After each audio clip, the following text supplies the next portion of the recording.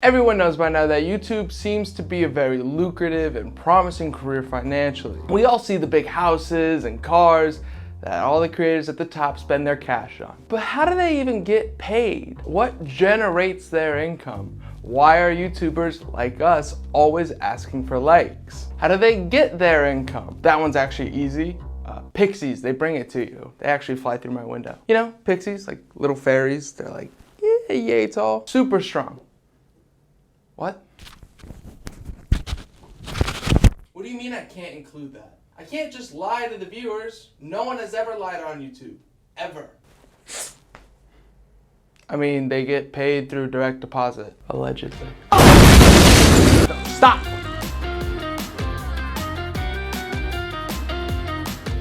As a viewer, it can be really confusing from the outside looking in, and a lot of people question whether or not YouTubers get paid too much. I mean, the number of Lamborghinis on YouTube is quite high, and it really doesn't seem to make sense when you're just watching somebody play video games or eat way too much food. And then they have a car with a price tag that's 10 times what I made as a delivery driver every year. Who is paying them this much money?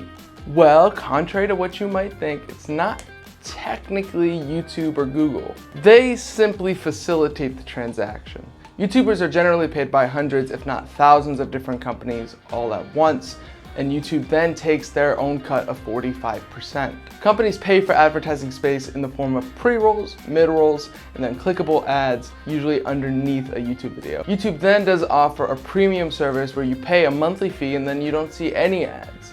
But absolutely nobody uses it. I get like the free trial option every single day, and I've never clicked yes. Whenever YouTubers start to talk about pay, they generally bring up a kind of confusing term, CPM. It means cost per milli, doesn't matter. It's Latin, it's a dead language. You can't tell me I pronounced it wrong. And it's the only time I'm ever gonna actually say the word because it means 1,000. Cost per 1,000. Basically, you can think of it as a rate, just the amount of money they are paid per 1,000 impressions.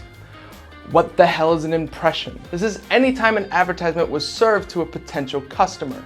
Or, in simpler terms, every single time you get an ad, that is an impression. Now, there are creators out there who currently have their content screaming away into glory at the very top, they're very popular, and this makes them very expensive. Usually. It's expensive because those ads are obviously going to be shown to people. You're very likely to get a return on those ads. This is where differing CPMs come in. Like I said, it's a rate and not everybody gets the same rate. And you won't always have the same rate, the rate will change. The more popular a creator is, the more that ad space is worth, and YouTube charges accordingly. A high CPM could probably be considered around $5. Yeah, 1,000 people watch that ad for $5. 1,000 people is equivalent to like one of your mom. That doesn't sound like a ton of money. And that's because it really isn't. But when you increase the scale, which YouTube is really all about scale, you can really start to rake in quite a bit of money. Let's say your CPM is $5. Let's say you're very successful and you get 1 million views. Great job. That's about $5,000 for every video, right? Okay, we're following. Now let's say you upload every other day, or let's say about 15 times a month. You're doing great, sweetie. You've raked in $900,000 US. That's a lot of money. That is gross, that's before taxes, but still, I mean, you're not doing too poorly. That, in all honesty, removes a ton of variables. It's very simple math.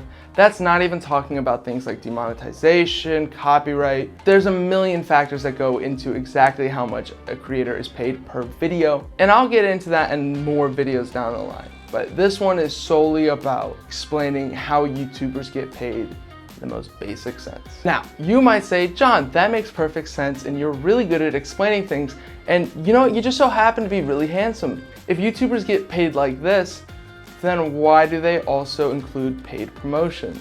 That is a great question. This is called influencer marketing, and it heavily relies on the trust that the creator has built with their community. Now, these numbers can be a little fuzzy because these are deals directly between individual and a company. They're usually not disclosed, more or less based on how many people this creator can convince that this product or service is the way to go. As such, the details usually aren't disclosed, but we can make some guesstimates. These deals range from anywhere of $5,000 all the way up into over $100,000. For example, SeatGeek paid for half of David Dobrik's Ferrari 458. As of recording this video, those cars are currently valued at around over $200,000. So if SeatGeek paid for half, then they paid $100,000. It's a big math episode, I'm really sorry. So we can kind of guesstimate that for a 30-second ad read and about 2 minutes of screen time, David was paid over $100,000. No. Really, close to no one ever sees this kind of money for an ad. But while advertisements from YouTube can tend to be more subliminal, these types of ads are much more direct. It's similar to how you see pro athletes on TV and commercials, but it comes off much more meaningful.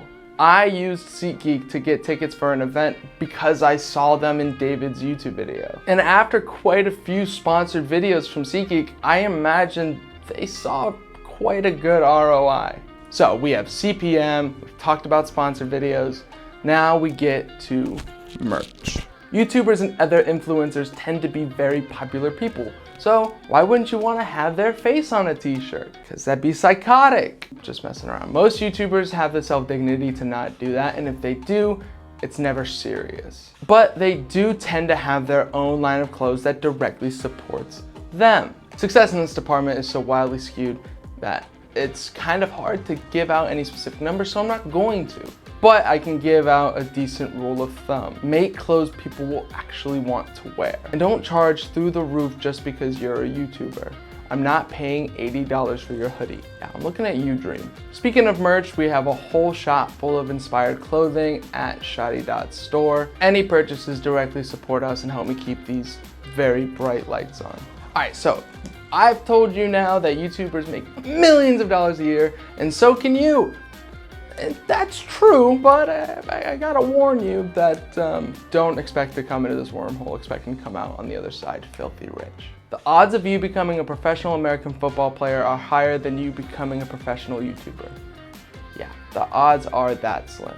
Liking videos on YouTube does not directly generate income as a lot of people believe. Liking a YouTuber's video helps their algorithm, which is a big fancy word that describes the likelihood it is to be presented to other interested people. Subscribing and enabling notifications makes it more likely that you will see all the videos that we upload. Things like watch time and comments improve engagement and exhibit how interesting your videos are to people. So when creators like us ask for likes, it's really just in the hope of building a community. I hope you all enjoyed the video. Leave a like, comment, and subscribe with notifications on for all the reasons I just said. I'll see you guys next time. Bye.